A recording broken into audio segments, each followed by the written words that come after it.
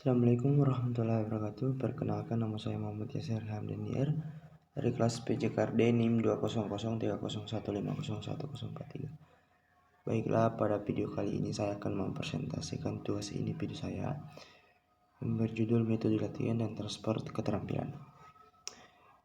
Metode latihan. Yang pertama, hakikat metode latihan.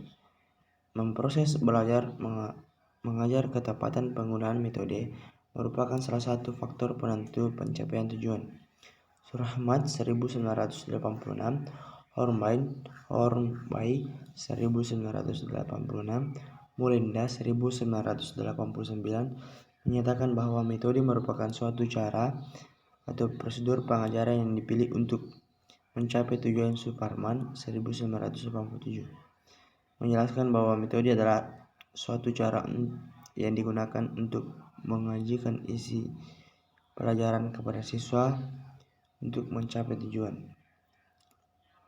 2. Metode latihan bagian. Metode latihan bagian adalah salah satu cara pengorganisasian bahan pelajaran dengan menitik beratkan pada pengajian elemen-elemen dari bahan pelajaran. Menurut Singer 1980, metode bagian adalah suatu cara latihan yang bertitik tolak dari pandangan bahwa suatu latihan dapat diberikan menurut bagian-bagiannya. Tahap-tahap latihan seharusnya dipermudah dan dibagi-bagi. Pola belajar motorik bagian per bagian merupakan modifikasi dari teori belajar stimulus, respons, dan behavior elementaristik. Singer 1980, anak siswa belajar keterampilan motorik tidak dilakukan dalam bentuk keseluruhan tetapi dipelajari bagian pembagian mulai dari yang termudah sampai yang tersulit.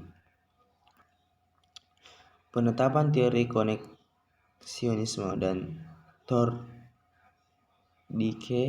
dalam pelajaran motorik adalah sebagai berikut.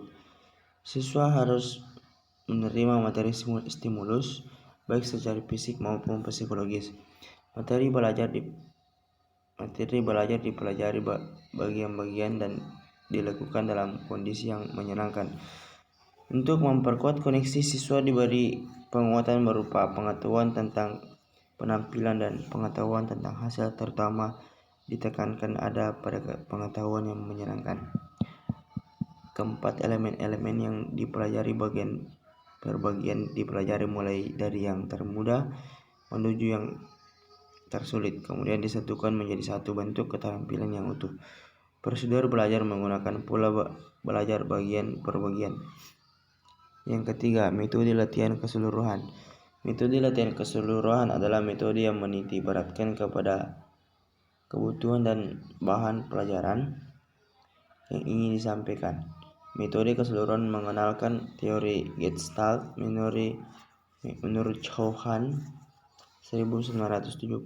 Belajar yang mengacu pada teori Gestalt adalah belajar dengan melihat pola dan organisasi bagian-bagian dalam suatu keseluruhan yang berada dalam suatu permasalahan. Selain itu, dapat mengamati stimuli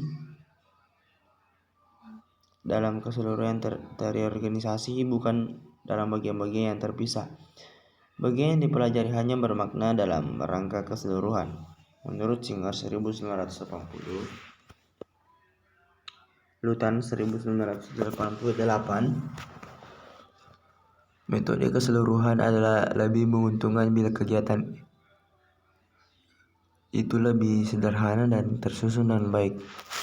Menurut Bauer dan Hilgard 1981, pola pengamatan metode keseluruhan selalu tertuju pada keadaan sederhana, keadaan seimbang, keadaan yang stabil, dan segala kejadian mempunyai tujuan. 4. Asset Practice. Pengaturan giliran dalam latihan merupakan salah satu faktor yang penting. Hal ini menyangkut peningkatan pengusahaan gerakan, dan dengan pengaturan yang baik dan tepat, maka dimungkinkan siswa atau atlet akan lebih mudah meningkatkan keterampilan yang lebih dimiliki. Pengaturan giliran ini erat kaitannya dengan beban belajar atau beban latihan yang akan dihadapi. Maksud praktis adalah prinsip pengaturan giliran dalam latihan di mana atlet harus melakukan gerakan secara terus-menerus tanpa diselingi istirahat. Yang kelima, distribute praktik adalah prinsip pengaturan giliran dalam latihan di mana diadakan pengaturan waktu untuk latihan dengan waktu untuk istirahat secara berselang-seling. Di sini dipertimbangkan waktu untuk istirahat sama pentingnya dengan waktu untuk latihan. Penggunaan waktu istirahat secara memadai bukan merupakan pemberesan waktu, tetapi merupakan bagian penting di dalam proses belajar untuk memperoleh pemulihan yang cukup. Yang keenam, latihan mental. Oxendine 1984 menjelaskan bahwa kecepatan teknik dapat juga ditingkatkan dengan mental rehearsal, mengulang kembali dengan mental dengan mengamat orang lain, atau dengan cara memikirkan cara pelaksanaan gerakan itu. Latihan mental dipergunakan untuk membantu melakukan introspektif atau latihan yang tidak terlihat yang berlangsung dalam diri individu. Smith 1988 mendefinisikan latihan mental praktik suatu metode latihan di mana penampilan pada suatu tugas yang diimajinasikan atau divisualisasikan tanpa latihan teknik yang nyata. Yang ketujuh, transfer keterampilan. Dalam proses belajar keterampilan olahraga terdapat proses transfer of learning, yaitu kesanggupan menggunakan kemampuan yang telah dimiliki untuk mengejarkan tugas-tugas baru. Smith 1988 menjelaskan keterampilan motorik yang telah dikuasai dan dapat digunakan untuk memperlancar mempelajari keterampilan motorik yang baru.